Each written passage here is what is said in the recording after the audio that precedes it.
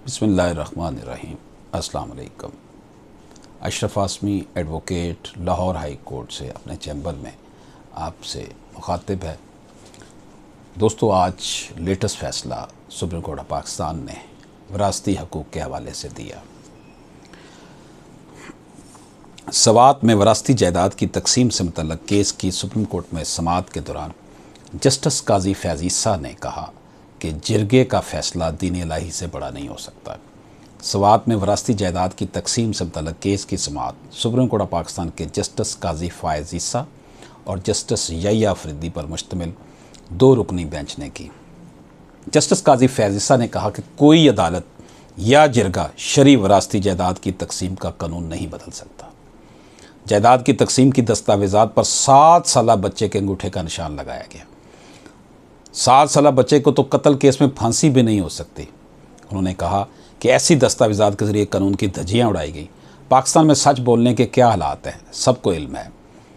दौरान समाअत दरख्वास्त गुजार के वकील ने इस्तदा की कि अदालत इलाकाई ज़मीनी हक़ाइक़ को भी सामने रखे। जस्टिस काजी फैज़ ईसा ने कहा कि जहाँ के ज़मीनी हक़ाइक़ की आप बात करें वहाँ तो औरत को इंसान ही नहीं समझा जाता। उन्होंने कहा कि ज़मीनी हक़ाइक़ देखते देखते फ़ौजी आमरों ने मुल्क में माशाल्लाह लगा दिए। ज़मीनी हक़ाइक़ ही देखते देखते फ़ौजी आमरों ने जजों से जबरी दस्तखत करा लिए। फिर हमें कहा जाता कि हम ज़मीनी हक़ाइक़ देखें।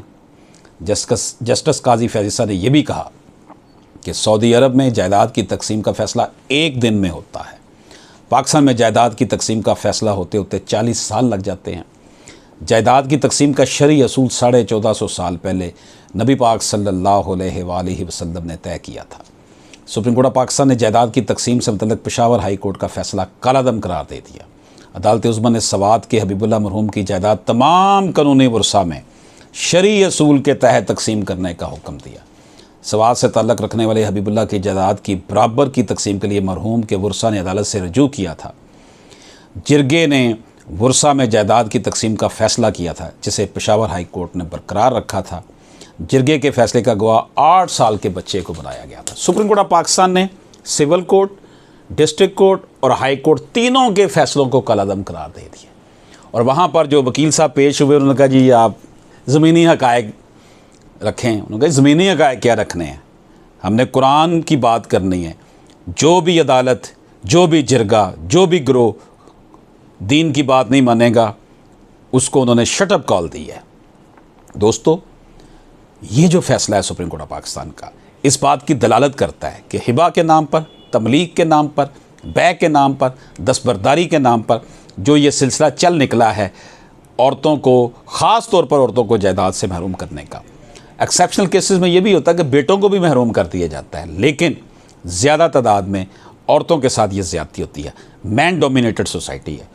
आज का दिन 26 अक्टूबर 2021 का दिन, मैं honourable supreme court of Pakistan के इन ऑनरेबल जजेस को सलाम अकीदत पेश करता हूँ कि इन्होंने कुरान और सुन्नत के मुताबिक फ़ैसला देकर यकीनी तौर पर पाकिस्तानी ख़वातीन, पाकिस्तान के गरीब लोग, पाकिस्तान के वो यतीम बच्चे बच्चियाँ जिनकी जायदाद पर दूसरों ने कब्ज़ा किया हुआ है और वही फ़ायदा उठा रहे हैं, उनके हक़ में ये फ़ैसला दिया है।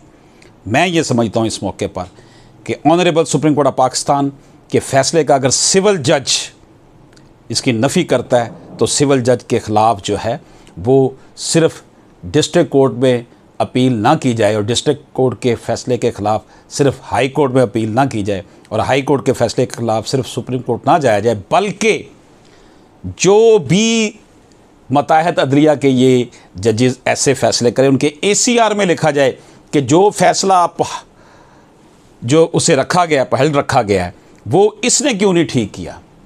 इसकी वजह है ये है कि इन सिविल जजेस की ट्रेनिंग की जाए, इनको बताया जाए कि इनहेरिटेंस के मामलात में आप सेल परचेज़ प्रॉपर्टीज़ के मैटर को ना लेकर आएँ। ये उस तरह का मैटर नहीं है, ये अल्लाह की हदूद हैं।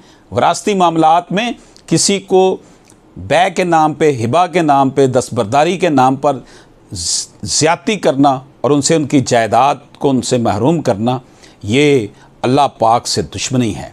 बहुत से लोग मुझे ये मैसेज करते हैं कि आपके पास विरासती प्रॉपर्टी के अलावा और कोई टॉपिक नहीं है। मेरे भाई सारे टॉपिक हैं। मेरी 2800 के करीब वीडियोस इस वक्त यूट्यूब पर हैं, 2800 वीडियोस, मैक्सिमम 50 होंगी, 60 होंगी, 100 होंगी।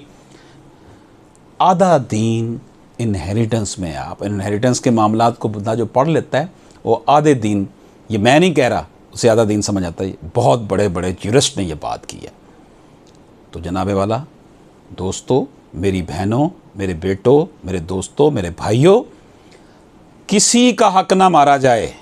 जो भी कोई किसी का हक मारे उसका फ़ैसला सिविल कोर्ट ही ठीक करे, और सिविल कोर्ट अगर ये ठीक नहीं करता तो उसकी रिपोर्ट हाई कोर्ट में करें। हाई कोर्ट में एक इंस्पेक्शन सेल होता है MIT का, वहाँ एप्लीकेशन दी जाए कि जनाब इसको हमने फ़ैसला सुप्रीम कोर्ट के अहकामात की रोशनी में, कुरान और हदीस के अहकामात की रोशनी में करने की बजाय इसने अपनी तरह निकाली हुई है, टाइम वेस्ट कर रहा है। 40 साल बाद फ़ैसला करेंगे तो बंदे के पल्ले क्या रह जाएगा। इसलिए सिविल कोर्ट में जो 6 माह की बात की है, हाई कोर्ट ने कहा है कि सिविल कोर्ट 6 माह के अंदर अंदर फ़ैसले करे, तो उसे ये करने चाहिए।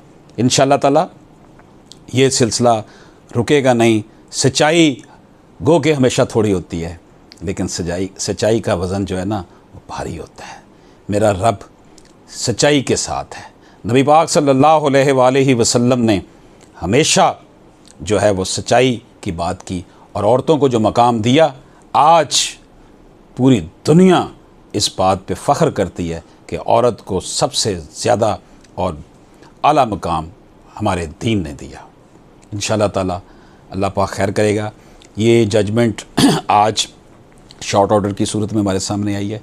जैसे कंप्लीट जजमेंट आएगी इसके ऊपर फिर मैं गुफ्तगू करूँगा, लेकिन जो मोटी मोटी बातें थी मैंने आपको बता दी। आपको एक दफ़ा उठना होगा, इसलिए भी कि दूसरी बेटियां भी आपसे हौसला पकड़ें और वो मैदान अमल में एक दफ़ा कोर्ट में आएँ।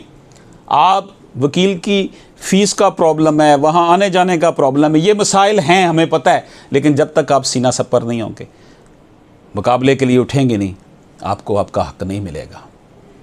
भाइयों ने अगर प्रॉपर्टी पे कब्ज़ा कर लिया है, माशी तौर पर आपको कमज़ोर कर दिया है, आपकी औलादें माशी तौर पर कमज़ोर, आप माशी तौर पर कमज़ोर, तो फिर इसका ज़िम्मेदार तो वही है ना जिसने नाजायज़ हिबा किया या नाजायज़ हिबा करवाया। इसलिए अवाइज़ों के रूप में छुपे मदारियों सुनो, बागबां के भेस में छुपे शिकारियों सुनो, तुम्हारे कार पुरफसों की आखिरी ये शाम है। खुदा की सरज़मीं पर खुदा का राज हो, ना कोई हुक्मरान हो, ना साहिब खराज हो। इंशाअल्लाह ताला अल्लाह पाक करम करेगा। ये सुप्रीम कोर्ट का फ़ैसला ठंडी हवा का झोंका है, उम्मीद की एक नई किरण है। अल्लाह पाक बेहतर करेगा। अस्सलाम वालेकुम।